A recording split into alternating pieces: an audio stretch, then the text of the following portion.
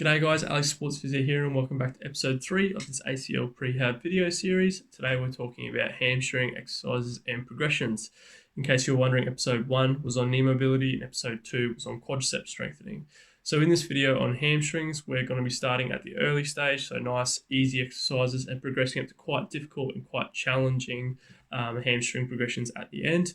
That's just because everyone sort of has different levels and progressions that they want to get back to. Not every knee rehab is the same. So just trying to educate people that the goalposts are going to be a bit different in regards to how much rehab someone needs to do to get back to different sports. So without going into too much more, if you have any questions, drop them in the comments below and let's get into these exercises. So to start off our early stage hamstring rehab, we're going to be doing some open chain exercises, which once again is just when my foot is not in contact with the ground. These are just prone knee bends, which is a basic knee hamstring motion where we're curling our knee up, 3 sets, 12 to 20 reps, just reintroducing the hamstring or the knee back into some curling type motions. No resistance, this is just purely an introductory exercise. We can then add our opposite leg, so my right leg is resisting my left leg here, to add that little bit of extra load, or you could use a TheraBand or an ankle weight. Once we can do this, if we want to, we could do some eccentrics, which is when my leg comes up and I'm pushing down with my strong leg, and my left leg in this situation is resisting. 3 lots of 8 to 12 reps, and it's just another way of getting some resistance in there if you don't have much equipment. If you do happen to have access to a hamstring curl machine, this is great because you can add as much or as little load as you want. Fantastic exercise early on. And really in the early phase, this is all I'm really going to recommend for specific targeting of the hamstrings. But when we get onto the mid stage, we're going to be a bit more specific to the function of the hamstring. So it works in a eccentric motion and it works in a stiffening motion, holding our knee in the right position when we're running. To achieve this, we're going to be doing some two-legged bridges to build some muscular endurance, not going through a knee bending open kinetic chain exercise.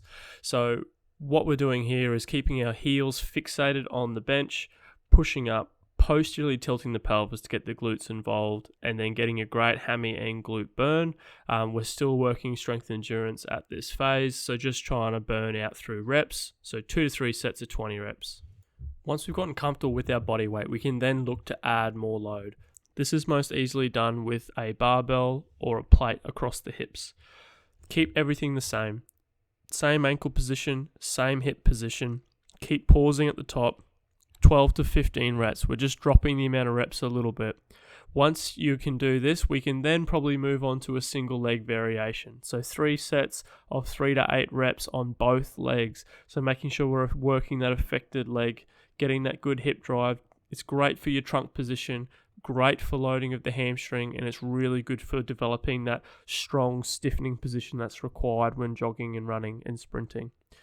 Eccentrics are the second action of the hamstring other than stiffening. So pushing up with 2 feet, going onto the one leg, making sure your hips don't drop, and then purposefully lowering down. I suggest a 3 to 5 second drop. So once again, up with 2, pausing, holding that stiffening position, lowering down for 3 seconds. Although deadlifts aren't a specific hamstring exercise, they do work the hamstrings as much as the quads and the glutes. I do think it's a great addition just for confidence building, and I thought I'd add that in here. Nothing more confident than moving a bit of heavy weight around. So 3 sets of 5 to 8 reps on the hex bar is nice. You don't have to worry about your knee or shin position when doing a hex bar deadlift. Also, the learning curve isn't as great for people that aren't used to weight training. So 3 sets of 5 to 8 reps, building up slowly, great way to get some confidence back in your legs and also build up a little bit of strength as well. The hip hinge is a great hamstring exercise specific for the hamstring. So the hamstring works with knee dominant movements and hip dominant movements. This is a hip dominant movement. So the movement is occurring at our hips for this Romanian deadlift. We're getting a nice stretching sensation in the back of the hammies, working in that eccentric fashion. Make sure that we don't break at our hips here and that it's a knee dominant movement, and make sure that we're not folding through our back or flexing through our back. We're keeping stiff. The only thing that's really moving here is our hips. Our trunk is straight, our knees are fractionally bent, and that is it when doing this motion. So now we're moving on to late stage hamstring exercises. We're going to start off with the Romanian deadlift, but a single leg variation. What's important about this is that it requires you to be more there is a greater control and stability component. Make sure that we're not bending through our back, making sure that the knee is not bending too much, and coming down as far as you can control those two variables for. So keep the form the entire way through the motion and don't speed up. From here, we're going on to some Swiss ball rollouts. Now these start off a little bit easier, but then get quite a bit harder. So pushing up, eccentrically, we're lowering out. This gets the hamstrings working. So we bridge up, we lower out. This gets the hamstrings working in an eccentric fashion. It's just another way of getting eccentric loading or lengthening and loading of our hamstrings, which is essentially one of its major functions. So 3 sets of 3 to 5 reps. We can then do it as a single leg variation. And the wobbliness of the ball does make there is a stability component to it, but the main thing is that the ball is moving out from underneath us and we're controlling in that length direction, not the side to side wobble. That's not really important here. We can then do full rollouts where we roll all the way in and roll all the way out. Make sure that your hips stay up, especially when doing single or double leg. It doesn't matter. Just make sure that your hips stay up and they're not dropping down. If you are, it might mean that we just need to go back to those bridge variations. Don't have to worry about doing the Swiss ball, but it is just that little bit harder for people that want to challenge. Single leg Swiss ball rollouts really work out the hamstrings. This turns it into concentric eccentric and doesn't make it eccentric only, but it is still a great challenging exercise for people that have got right through their rehab. Moving on to deficit hamstring bridges. Now these are great strengthening and stiffening exercises. So this bridge here, we've got one between our shoulder blades and our feet, or our heels, just up on the bench. We can then add some load once we've got some holds happening that are quite solid. 3 sets of 5 to 10 second holds, maintaining that bridge position. Once you've developed really good 2-leg holds, we can then move on to single leg bridge holds, with or without the weight. Obviously start without, but if you can, go with the weight.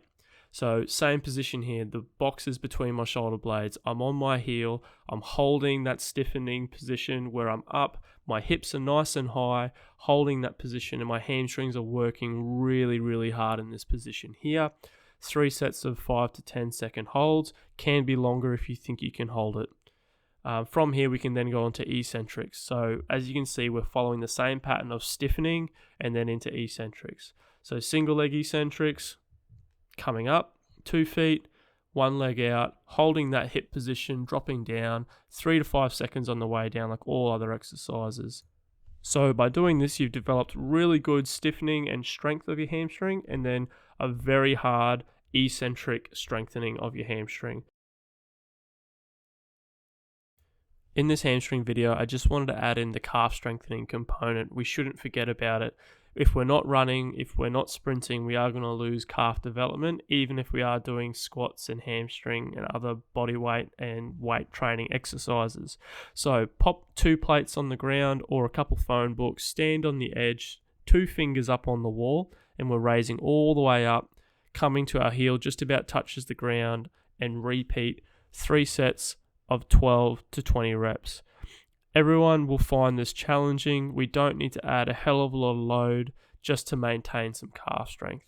The other option is a seated Soleus press. And in my opinion, I've become more of a fan of these than doing the standing raises if you can set them up to be heavy enough. So hopefully you have access to a gym where you can use the purpose-built Soleus press machine.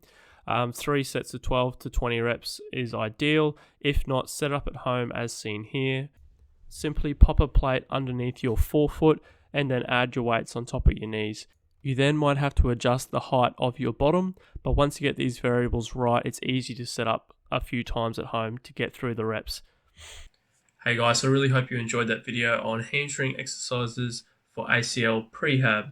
If you have any questions, please drop me a comment below and I definitely will get back to you.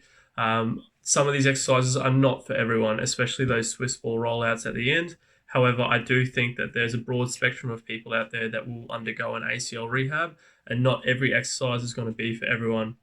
Just remember, if you have any specific concerns relating to the injury and the severity of your injury, you should consult someone in person to check this out for you. Until next time, guys, I'm Alex, the sports physio. It was really great. Had a lot of fun to make this video for you and hope to see you in the next one. So thanks, guys.